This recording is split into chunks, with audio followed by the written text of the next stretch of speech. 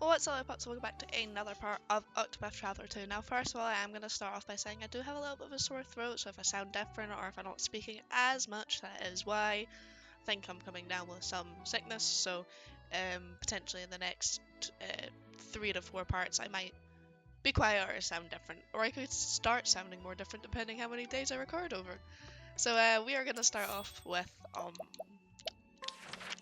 hearing Oswald's chapter, what will one and two, because apparently they're just joined together. All things in this world have a source. Nothing begets nothing. Follow the chain of cause and effect, and it will lead you to the answer you seek.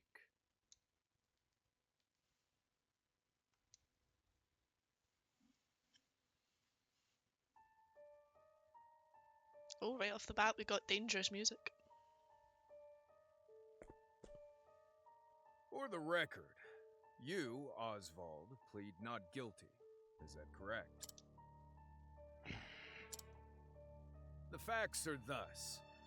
Upon extinguishing the fire, the bodies of your wife and daughter were found in the rubble.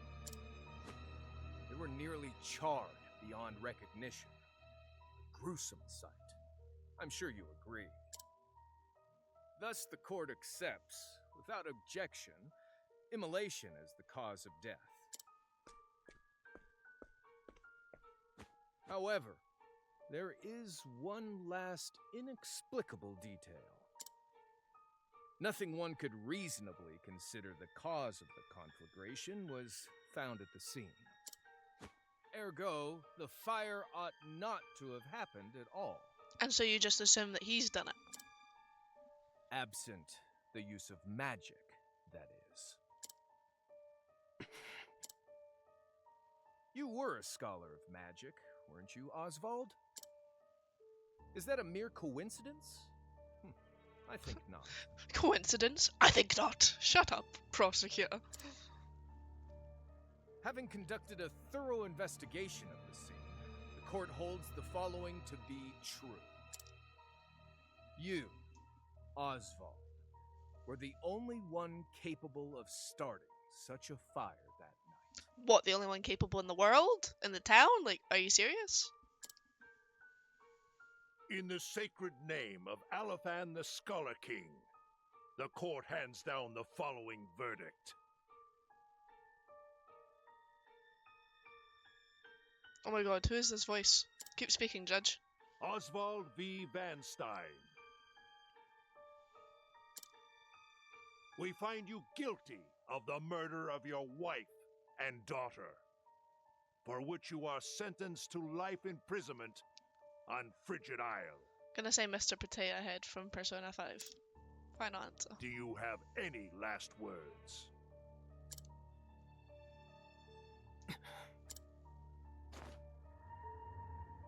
Harvey. The man who took everything from me Oh, so you know who did it. shall die by my hand.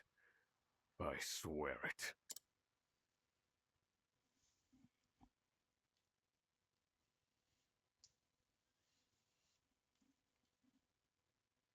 "5 years later. Am I not in prison?" I am, okay.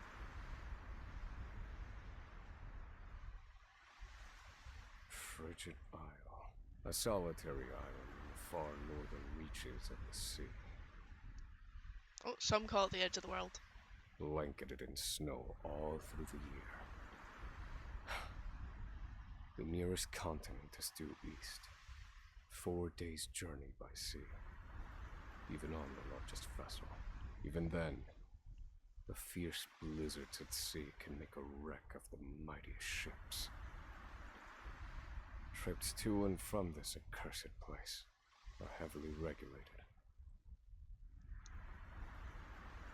Try not to accidentally skip text. I'm just trying to make the text go quicker, but I don't want to skip the voice lines. This place holds all mainlanders found guilty of the most heinous crimes. It held over 300 of us at its peak. In its 80-year history, none have escaped. Or rather, I should say, the deplorable treatment of the prisoners ensures that lives end before sentences do. I have survived for 1,879 days, but neither the unforgiving climate nor the ravages of time shall extinguish the fire in my breast. Man's just absolutely fuming. Also, fire is a pretty touchy subject, given I think they all, died by fire.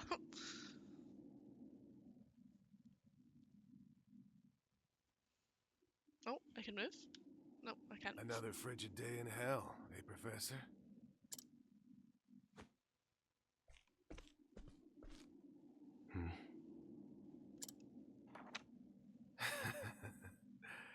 You know what this is? It's your little notebook. It never leaves your hands, does it? Oh, don't look at me like that. I'm only borrowing it. You were quite the scholar, weren't you? Yes, this notebook could be worth quite a lot. Who are you gonna sell it to? We're in a prison. I'm sure it'd fetch me a tidy pile of cigarettes. Sure. You're welcome to take it back, of course, but you'll have to fight me for it. Can't I just use magic, or do they have, like, chains on me that stop me from using magic?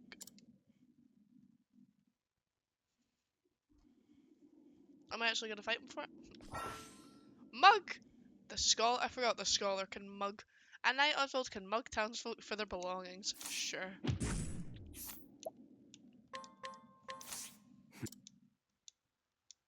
If you want it back so badly, come and get it. Or we just fist fight? No, I have a staff. That's really nice that the game gave me a staff in prison.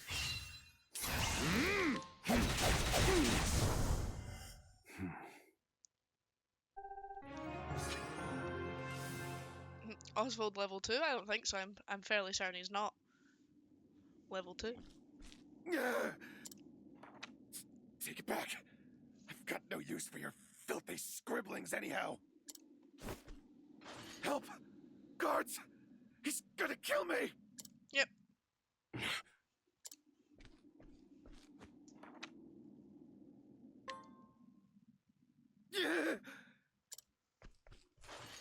Help! Somebody! Shut up!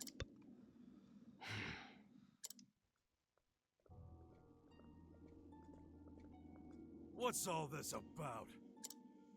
It's him. He attacked me.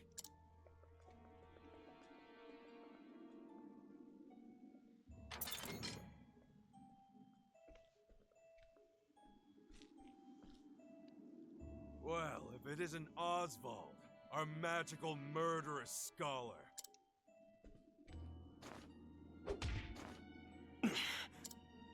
How do you like the new toy I gave you, Professor? It's a fine little muzzle, isn't it? Keeps you from speaking those spells you love so much. Ah, right, okay, sure. You're the only one who has the honor of wearing it, I'll have you know. You should be kissing my feet. I can't, you've got a muzzle on me. What's that look for? I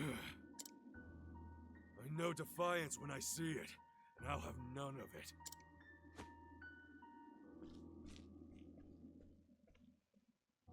I'd love to hear what you sound like. I really would. When you're begging for your life, that is. Hmm.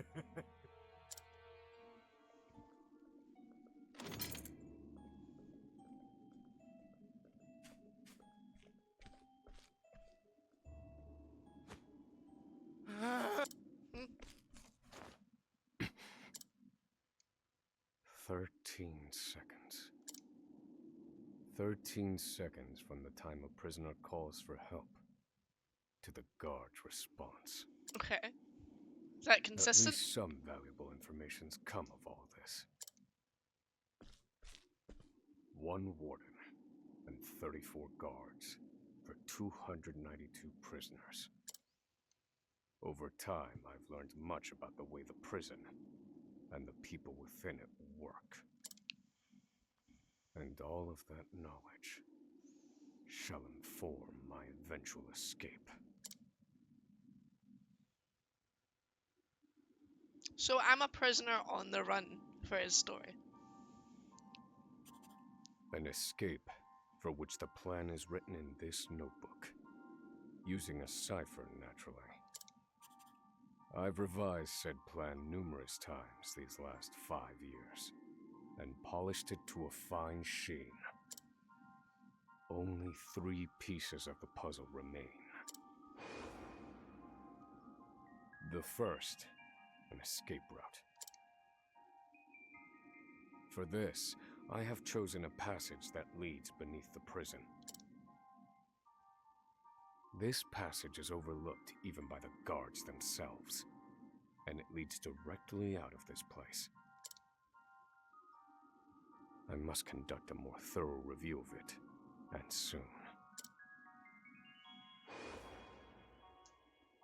The second, suitable clothing. Once I escape, I'll be exposed to the elements. The cold will claim me in minutes if I'm clad in nothing but these rags. The third and final, an accomplice. To escape on my own would be to rely on my own assumptions. I require the help of another with intimate knowledge of the prison's inner workings. With these 3 pieces in place, my plan shall move that much closer to completion. At which point, only its execution shall remain.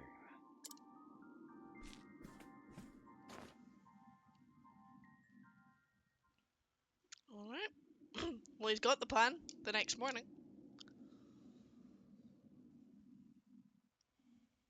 Wake up, human filth! To work with you!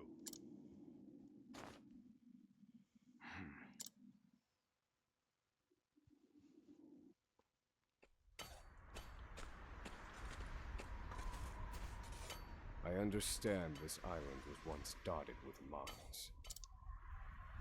Entire mountains were reduced to rubble for ore, and the prison was built atop the wreckage. To this day, there remains phosphor buried in the frigid earth. It's immensely flammable, and sells for a fair bit of coin. So the prisoners are forced to mine it, and the guards line their pockets with the proceeds. I think it's bold. Let's see. 1, 2, 3, 4, well, at least 4, right? I can see 4 people with pickaxes, right? 4 prisoners with pickaxes. I see 3 guards. 4? Oh, there's one at the bottom right. Right.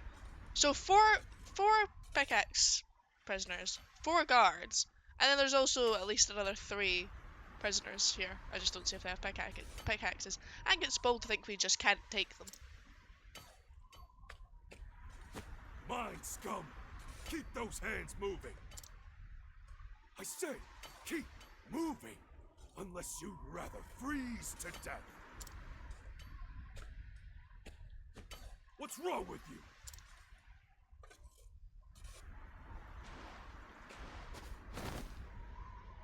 I can't move anymore. It's too cold. Don't you go soft on me, criminal filth. Need I remind you that you were sent here to atone for your misdeeds? So beg whatever gods you serve for forgiveness, and dig, you useless little mole! Your life is worthless compared to the precious phosphor you cleave from the earth. And believe you me, we'd burn you instead if you were anywhere near as easy to set alight. Do you understand? Answer me! Warden, sir. He's already dead. So you just did a whole spiel to dead guy. guess you're just absolutely stupid.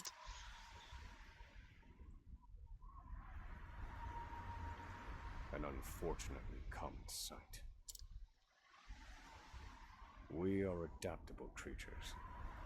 Any environment, no matter how horrific, can be made ordinary.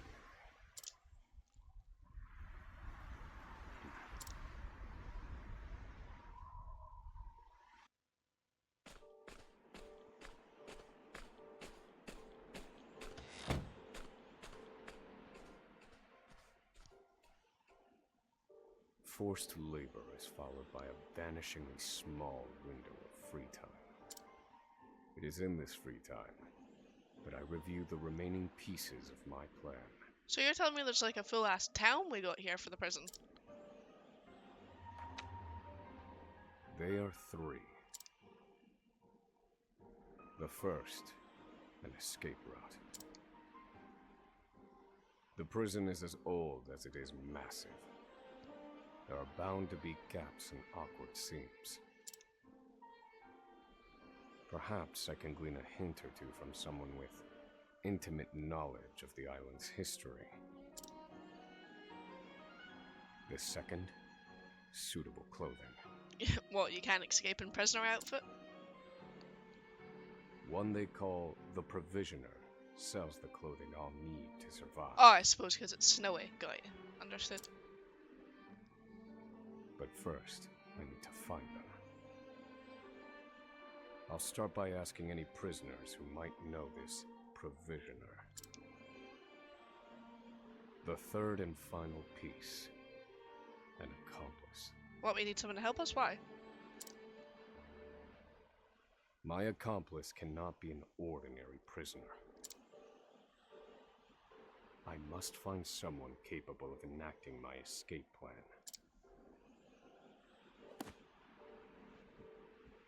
Then all that will remain is the plan's execution.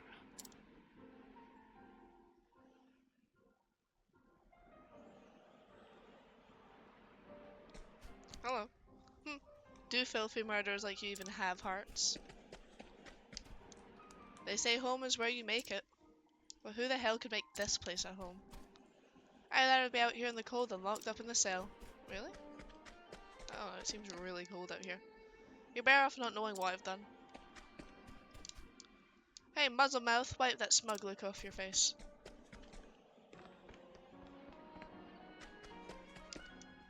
Haha, fire's so warm and toasty. I mean, yeah, it makes sense. Why would you not be standing near the fire?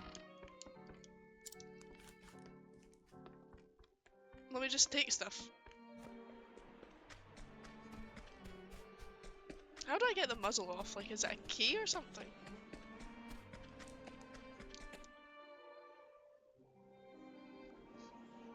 So you're the muzzled scholar I've heard so much about. You look like you need something, same as everyone else who comes to see me.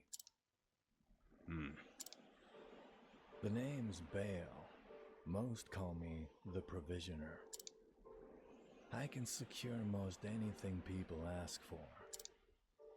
Not for money, given our circumstances. But everyone has something of value on them, if you know what I mean. So, he won't hand it over for free. Though, if I can find his weakness, We can mug him. I'd better scrutinize some of the other prisoners.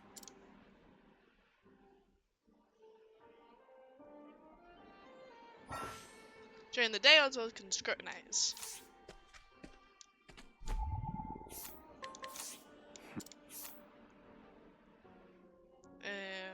Fraud, perjury, forgery.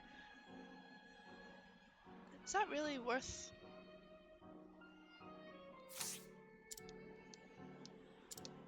Okay, he's a pathological liar. Sure. Firm believer that justice served the prisoners suffer, they must be guided with a firm and unsparing hand. He greatly admires Warden Davies and hopes to take his place.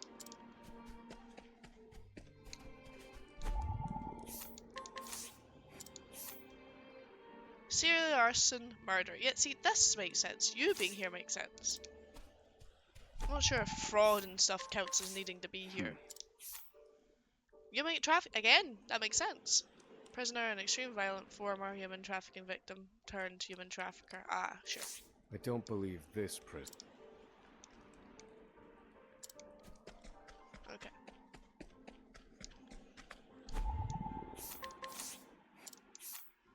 Known to the many as provisionary, is capable of acquiring most anything asked of him, albeit at a rather onerous cost. Okay. What we're going to do is we're going to end off there, and then in the next part we'll continue going around talking and scrutinising people and planning our prison break. So thank you guys so much for watching. Make sure to poke that like button, subscribe, and comment your comments, clear comments, and I'll see you guys next time. Bye!